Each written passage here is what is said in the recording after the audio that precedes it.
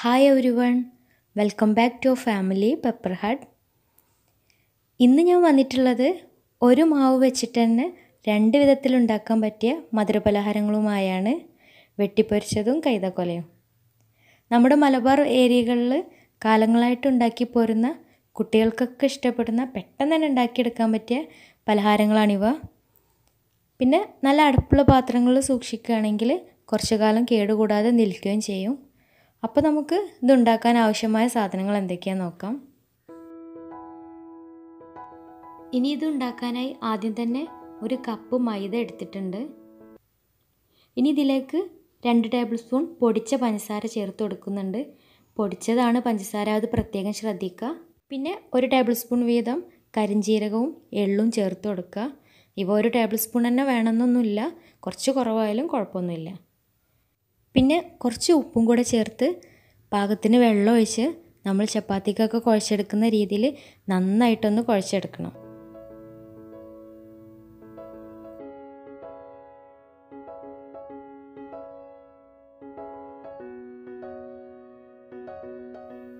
പിന്നെ കുഴക്കുമ്പോൾ ഇടയ്ക്ക് കയ്യിൽ നെയ്യാക്കിയിട്ട് കുഴക്കുക. നെയ്യിന് പകരം വേണമെങ്കിൽ വെളിച്ചെണ്ണയോ സൺഫ്ലവർ ഓയിലോ ഉപയോഗിക്കുക. നെയ്യായാൽ ഏറ്റവും നല്ലത്.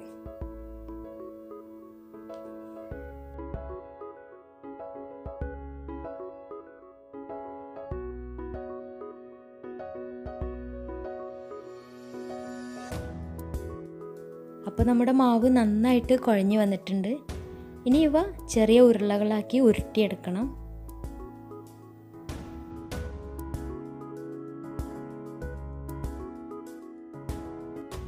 അപ്പോൾ ഞാനിവിടെ 3 കുറച്ച് വലുതും ബാക്കി ചെറുതുമായിട്ടാണ് ഉരുട്ടിയെടുത്തിട്ടുള്ളത്.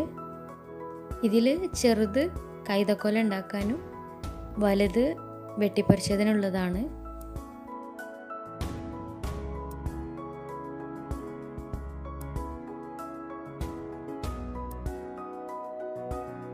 ഇനി അതിൽ ചെറുതൊന്നെടുത്ത് പ്രസ്സിൽ വെച്ചിട്ട് ആദ്യം ഒന്ന് പരത്തി, പിന്നെ പലകയെടുത്ത് കുറച്ച് മൈദ തൂവി കൊടുത്ത് ഒന്നും കൂടെ ഒന്ന് നന്നായിട്ട് പരത്തിയെടുക്കുന്നുണ്ട്. മൈദ ആയതുകൊണ്ട് പ്രസ്സിൽ വെച്ച് മാത്രമാകുമ്പം പരന്ന് കിട്ടുന്നുണ്ടാവില്ല, അതുകൊണ്ടാണ് പലകയും കൂടെ യൂസ് ചെയ്യുന്നത്. ഇനി പലക വെച്ചിട്ട് സ്വന്തം പരത്തിയെടുത്താലും കുഴപ്പമൊന്നുമില്ല. എനിക്ക് കുറച്ചും കൂടി എളുപ്പമായിട്ട് തോന്നിയിട്ടുള്ളത് ഇങ്ങനെയാണ്. ഇനി കത്തി വെച്ചിട്ട് ഇതുപോലെ കട്ട് ചെയ്ത് കൊടുക്കുക. ആ സമയത്ത് 2 എൻഡ് ഭാഗവും മുറിഞ്ഞു പോവാതെ നോക്കണം.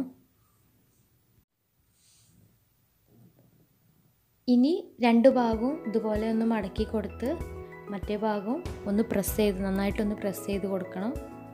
അപ്പോൾ നമ്മുടെ കൈതക്കൊലയ്ക്കുള്ള സംഭവം റെഡി ആയിട്ടുണ്ട്.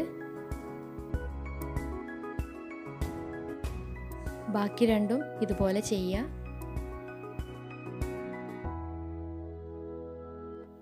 ഇനി വലിയ ഉരുളെടുത്ത് നേരത്തെ ചെയ്തതുപോലെ ആദ്യം ഒന്ന് പ്രസ് ചെയ്ത് പിന്നെ പലകയിൽ വെച്ചിട്ട് വലുതാക്കി ഒന്ന് പരത്തിയെടുക്കണം. അതിനുശേഷം ഇതുപോലെ നീളത്തിൽ ഒരേ വീതിയിൽ മുറിച്ചെടുക്കുക.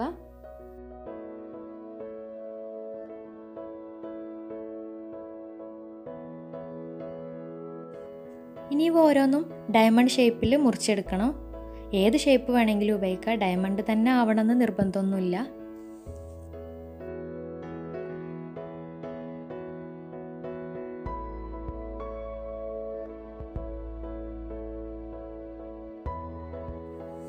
അപ്പോൾ ഇതാണ് വെട്ടിപ്പൊരിച്ചതിൻ്റെ കൂട്ട്. ഇനി നമ്മൾ തയ്യാറാക്കി വെച്ചിട്ടുള്ളതെല്ലാം എണ്ണയിലിട്ടൊന്ന് വറുത്തെടുക്കണം.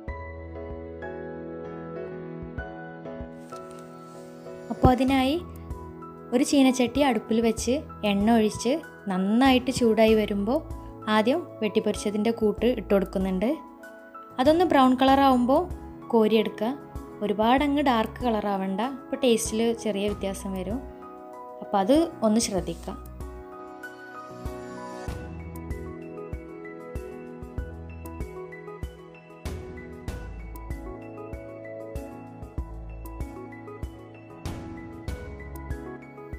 ഇനി കൈതക്കൊലക്കുള്ളത് ഇട്ട് കൊടുക്കുന്നുണ്ട്. അത് എണ്ണയിലോട്ട് ഇടുമ്പോൾ തന്നെ നന്നായിട്ട് അങ്ങ് വിരിഞ്ഞു വരും. അതുകൊണ്ട് തന്നെ നല്ല ക്രിസ്പി ആയിട്ട് ഉൾഭാഗവും വെന്ത് കിട്ടുകയും ചെയ്യും. ഇതും നേരത്തെ ചെയ്ത പോലെ ചെറുതായിട്ട് ബ്രൗൺ കളർ ആകുമ്പോൾ തന്നെ കോരിയെടുക്കുക.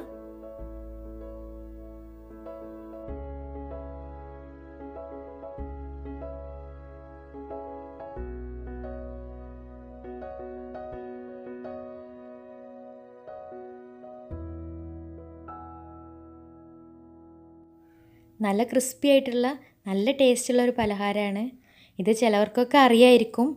അറിയാത്തവർ തീർച്ചയായിട്ടും ട്രൈ ചെയ്ത് നോക്കുക. എന്നിട്ട് ഫീഡ്ബാക്കൊക്കെ അറിയിക്കുക. അതുപോലെ തന്നെ ലൈക്ക് ചെയ്യാനും ഷെയർ ചെയ്യാനും, ഇനി ആരെങ്കിലും സബ്സ്ക്രൈബ് ചെയ്യാത്തവരുണ്ടെങ്കിൽ സബ്സ്ക്രൈബ് ചെയ്യാനും മറക്കരുത്. Okay, thank you.